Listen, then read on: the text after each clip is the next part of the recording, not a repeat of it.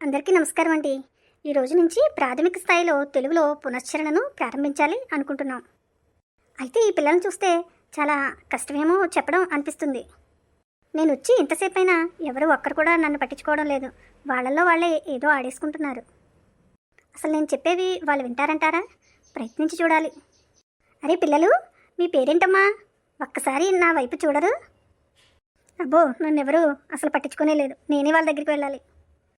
పిల్లలు, నా వైపు ఒక్కసారి తిరగండి. మీ పేర్లేంటో చెప్పండమ్మా. నా పేరు రాధ. నేను మీకు పాఠాలు చెప్పడానికి వచ్చాను. ఒక్కసారి చూడండి. మరి మీ పేర్లు నాకు చెప్పరా? నా పేరు కోమలి టీచర్. ఓహో, అలాగా. తర్వాత? నా పేరు Prasanna Raju teacher. Very good. Komali, Prasanna Raju ఒకేలా ఉన్నారే. మీరిద్దరూ ట్విన్సా?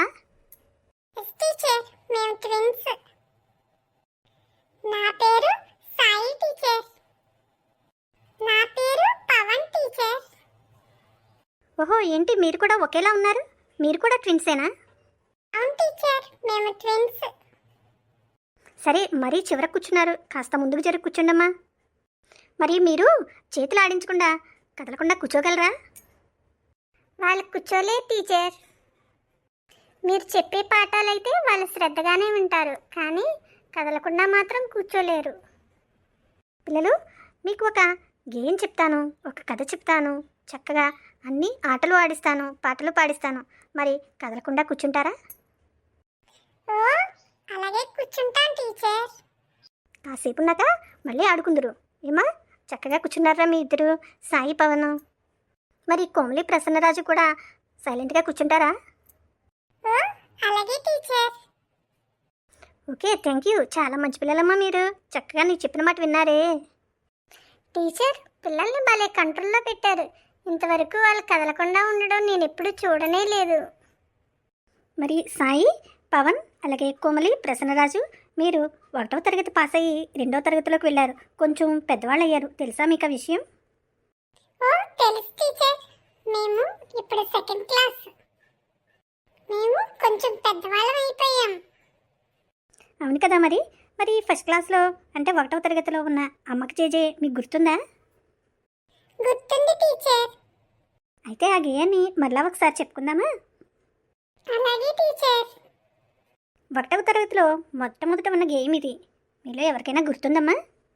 నాకు గుర్తుంది టీచర్. నన్ను చెప్పమంటారా? ఓ, తప్పకుండా చెప్పు మరి. అమ్మకు జేజే, నాన్నకు జేజే, బంగారు భారత భూమికి జేజే. అమ్మకు జేజే, నాన్నకు జేజే, బంగారు భారత భూమికి జేజే. చదువులు నేర్పే గురువుకు జేజే, అన్నం పెట్టే రైతుకు జేజే. నేను కూడా చెప్తాను టీచర్. అలాగే చెప్పు మరి. అమ్మకు జేజే, నాన్నకు జేజే, బంగారు భారత భూమికి జేజే. చదువులు నేర్పే గురువుకు జేజే, అన్నం పెట్టే రైతుకు జేజే. వెరీ గుడ్ పిల్లలు. సెలవులైనా కానీ ఎప్పుడో జరిగిపోయిన పాఠం భలే గుర్తుపెట్టుకున్నారే మీరు. బంగారు కొండలరా. మరి 1వ తరగతిలో మొట్టమొదటి పాఠం ఏంటో మీకు గుర్తుందా? గుర్తుంది టీచర్, పడవ పాఠం. అబ్బో, చాలా బాగా గుర్తుపెట్టుకున్నావమ్మా. అదే టీచర్ మా పాఠం. పడవ పాఠం మాకెంతో ఇష్టం. మేము చదువుకున్నప్పుడు కాగితాలతో పడవలు కూడా తయారు చేసాం టీచర్. మరి ఈ పడవ పాఠంలో మీరు ఏ ఏ అక్షరాలు నేర్చుకున్నారు? టీచర్, ప, డ, వ ఈ 3 అక్షరాలు నేర్చుకున్నాను టీచర్.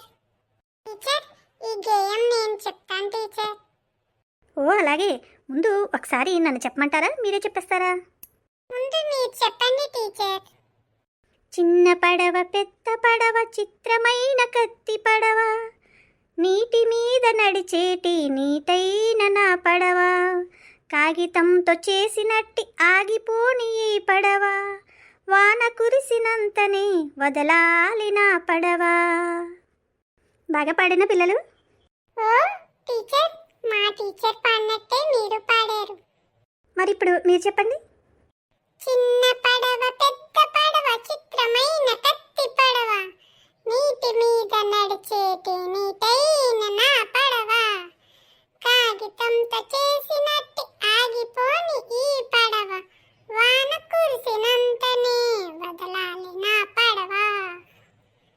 వెరీ గుడ్ అందరూ క్లాప్స్ కొట్టండి ప్రసన్నరాజుకి.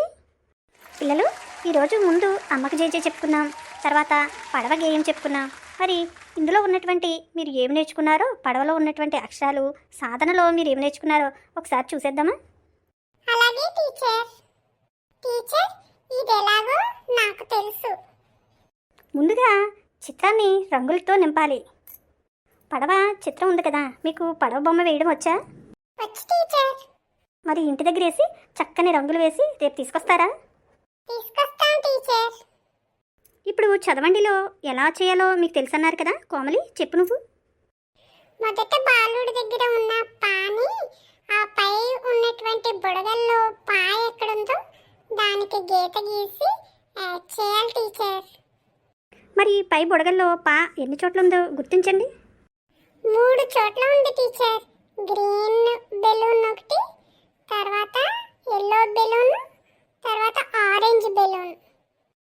చక్కగా గుర్తించావు పవన్, వాటికి గీతలు గీసేయడమే. తర్వాత డాని గుర్తించాలి టీచర్. డా ఎల్లో బెలూన్, తర్వాత బ్లూ బెలూన్, నెక్స్ట్ ఇంకొకటి కూడా బ్లూ కలర్ బెలూనే టీచర్. అవును, చక్కగా గుర్తించావు పవన్. ఇప్పుడు సాయి చెప్పు. వా టీచర్. వా ఆరెంజ్ కలర్లోని, తర్వాత పింక్ కలర్, నెక్స్ట్ మళ్ళీ పింక్ కలర్లోనే ఉంది టీచర్. మీరు ఇంటి దగ్గర చక్కగా వాటికి గీతలు గీసి వాటిని గుర్తించి తీసుకురావాలి. ఇప్పుడు తర్వాత పేజీలో ఉన్న అభ్యాసాన్ని చూడండి. పదంలోని చిత్రాన్ని చూసి చిత్రంలో పదంలో మొదటి అక్షరానికి 0 చుట్టాలి. దాన్ని గడిలో రాయాలి. రాసిస్తాం టీచర్. పడవలో పా మొదటి గడిలో రాస్తాం. డబ్బాలో డా మొదటి గడిలో, రెండవ గడిలో రాస్తాం టీచర్. వలాలో వా మూడవ గడిలో రాస్తాం టీచర్. ఆ 3 కలిపి చదివితే పడవ అవుతుంది టీచర్. తర్వాత గడిల్లో పాడవ అన్న అక్షరాలను గుర్తించి వాటికి ఒక్కొక్క గడికి ఒక్కొక్క రంగు వేయాలి టీచర్. ఓ, నాకన్నా బాగా మీరే చెప్పేస్తున్నారే. తర్వాత టీచర్ పడవ ఒకటి, వడ ఒకటి ఉంది టీచర్. దాన్ని మ్యాచింగ్ చేయాలి గీత గీసి.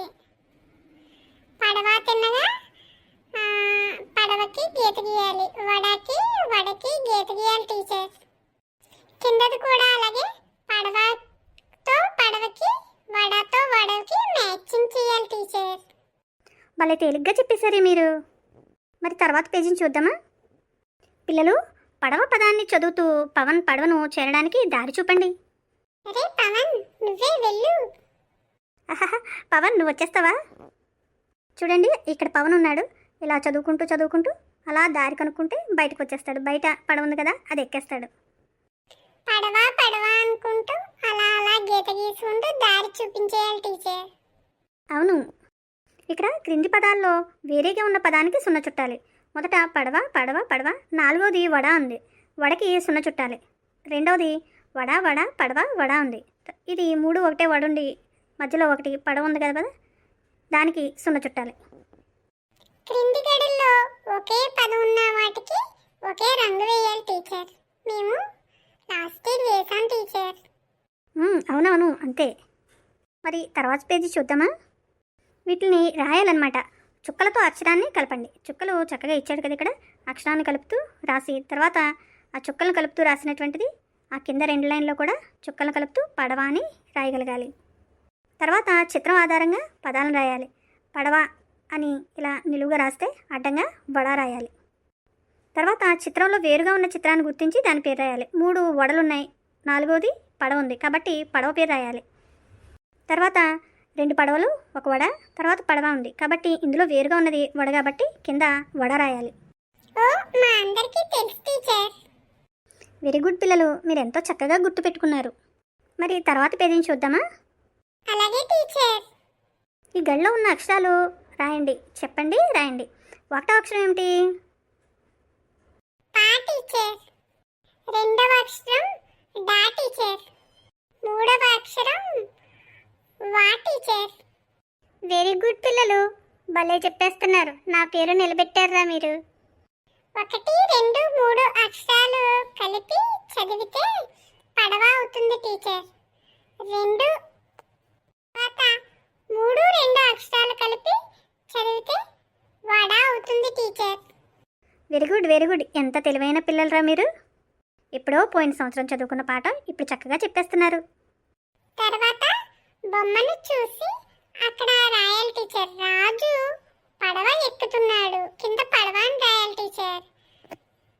ఓ ఎంత చక్కగా చెప్పేస్తున్నారు. కింద చిత్రం చూసి పేరు రాయాలి టీచర్. పడవ వడ.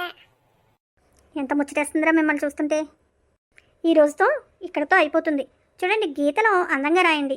ఈ గీతల్లో అందంగా రాయాలి. పడవ అని కింద ఇచ్చినటువంటి 5-6 లైన్లు ఇచ్చాడు కదా, అందులో చక్కగా పడవ పడవ అని రాయాలి. తర్వాత వడ వడ అన్నది కూడా అక్కడ ఉన్నటువంటి లైన్లో చక్కగా అందంగా రాయగలగాలి. మరి ఈరోజు మీరు నేర్చుకున్నవి ఏంటో చెప్పండి. మేము నేర్చుకున్న అక్షరాలు పడవ, పదాలైతే పడవ వడ టీచర్. వెరీ గుడ్ రా.